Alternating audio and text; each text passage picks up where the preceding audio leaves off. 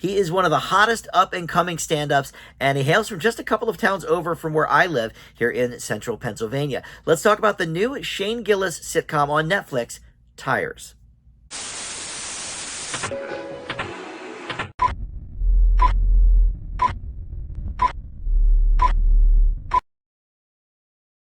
Hey guys, Dan here. This is Dan Reviews It. Welcome to my TV review for the new Shane Gillis series on Netflix called Tires. This is a comedy show, and there's a lot to unpack here, both with Shane Gillis as a performer and the show itself. But Netflix already behind this 100%, because even before the season 1 premiere a couple of weeks ago, they already renewed it for season 2. So there's going to be more coming in the way of Tires, and it's a quick watch. There's only 6 episodes, and once you take out the opening and closing credits, each episode only runs about 18 to 20 minutes.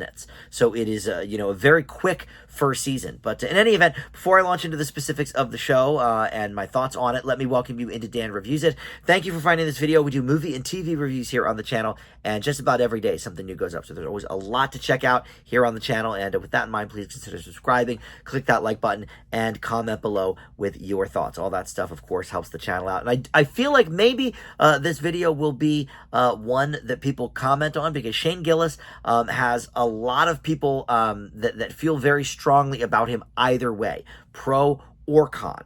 And like I said, he is from around here where I am, which is central Pennsylvania. He grew up in, or I don't know if he grew up there, but anyway, he got kind of famous, in Mechanicsburg, Pennsylvania, which is right near here. And this show actually takes place in Pennsylvania, down by Philly, called the Valley Forge Automotive Center. Valley Forge, I used to go on field trips there to the battlegrounds or whatever. And one of their sister tire stores is actually in Springfield, which is where I grew up. So I have a lot of sort of odd connections here to the show in one way or another. But Shane Gillis himself, look, I don't really follow his stand-up. I don't really love his stand-up, to be honest. And I first heard of him when he got the job at SNL a few years ago, and he only had that for like a day or two, and then some old clips had surfaced, and there were some racist remarks there, and so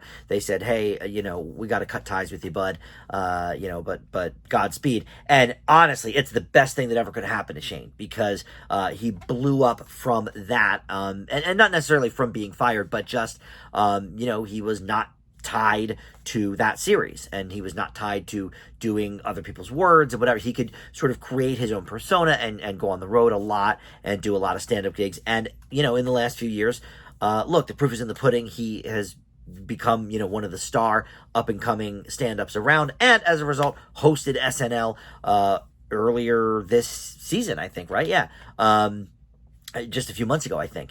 And I thought it was fine. I think, sure, he could have fit in very well at SNL. But I do think one of the weaker elements of that episode was his monologue.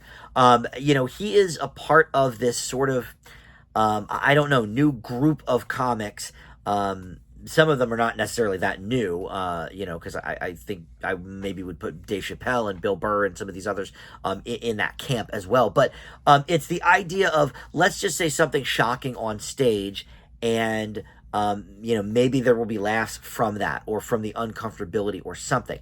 And the reason I'm sort of bringing this up is because that is what this show, Tires, kind of is.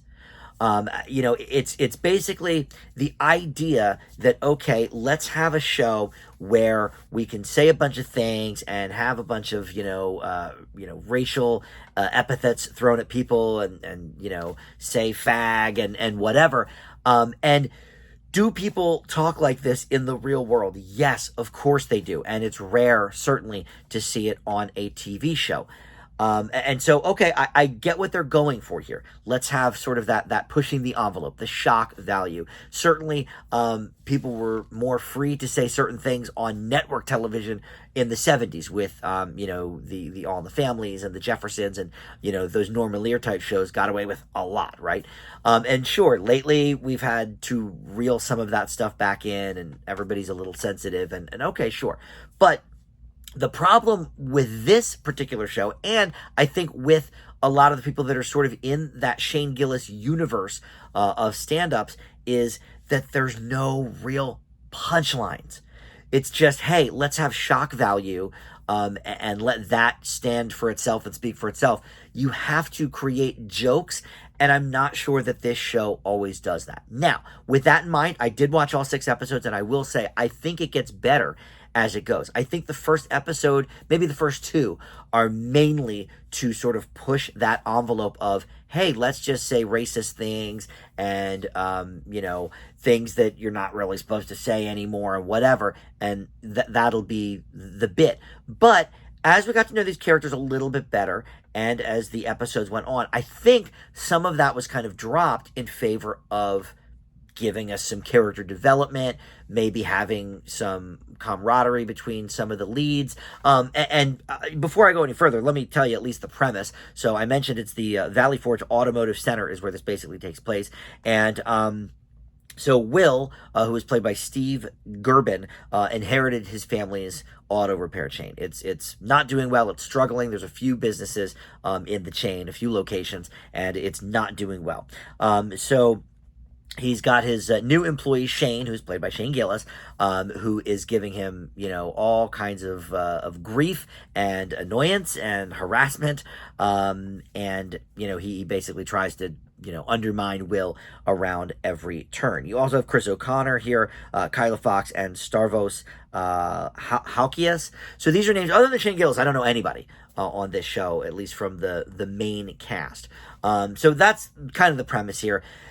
The Shane character is designed to be obnoxious. And Gillis himself co-created this show. I don't know if he has writing credits or not. Let me see. Yeah, so all of the episodes were written by Shane, Steve Gerben, who, like I said, is, kind of the star of the show here, and then John McKeever, who I guess maybe is just, kind of a friend of theirs or business associated, whatever. I don't think he's in the show. But so all 6 episodes written by the 3 of them, all 6 episodes also directed by John McKeever, who is, the writing partner that's not in the show. So he directs. Okay, so great. This is a passion project. These guys all kind of worked on it together. And in many ways, it does remind me a little bit of It's Always Sunny in Philadelphia. You have a bunch of characters who maybe are not necessarily likable, and the show was created by the people starring in it and Philadelphia-based. There's a lot of similarities here. But boy, oh boy, It's Always Sunny in Philadelphia really, really has a lot of jokes and punchlines, and this show, I think, really struggles in that department. Yeah, the characters in Always Sunny are kind of deplorable, and they're deplorable to each other as well. They're also deplorable to, outsiders too. But in that show, they never seem to win, right? That's sort of the ace in the hole of that show, is that the characters never seem to gain any momentum. They're always, the lovable losers. Here, I think we're getting sort of a mix of like Steve Carell from The Office and maybe the Always Sunny guys and maybe, a few other things along the way. But unfortunately, the end result of this is more reminiscent of the last few seasons of Married with Children, where let's just have Al Bundy say the most foul and obnoxious things. The audience will hoot and holler. Now, this show does not have a studio audience, but the premise, is still there. And it's just sort of having the disgusting thing being said be the joke. It just gets old. And even in just 6 episodes, it gets old. But here's the interesting thing. I actually think this show could flourish into something that is more akin to Always Sunny. I think the writing needs to be sharper, and I think we need to rely a little bit more on actual jokes other than deplorable and despicable people. It gets old very, very quickly, and in those first 2 episodes, it was fully on display. So I would understand if somebody watched it after 1 episode and was like, oh, this is terrible, these characters suck, I can't get behind this show. But I will say, like, by the end of the 6 episodes, I was like, okay, these last couple episodes maybe were a little bit better. They were a little more reminiscent of an actual sitcom rather than just, Shane Gillis's shock comedy or whatever on full display. So I think this is a really, really interesting one because I didn't love it and I didn't hate it. I felt like it was not very good, but in just 6 very short episodes, I don't know how much potential there can be. I was thinking about the first mini season of Parks and Rec, which was 6 episodes, and is completely different from the show that Parks and Rec became. The Office had a 6-episode first season, and it was okay, but it was basically a lot of the scripts were repeated from the UK version, so it didn't really find its own voice yet. So listen, given some time, I think this show actually could find its voice. And I don't know. We'll see where this goes. I mean, if Netflix only gives them 6-episode seasons, I don't know. But if it's allowed to gain, a 10 or 12 episode season of full, 25-minute episodes where we can explore the characters a little bit more beyond, their racist stereotypes or whatever, maybe we'll have something.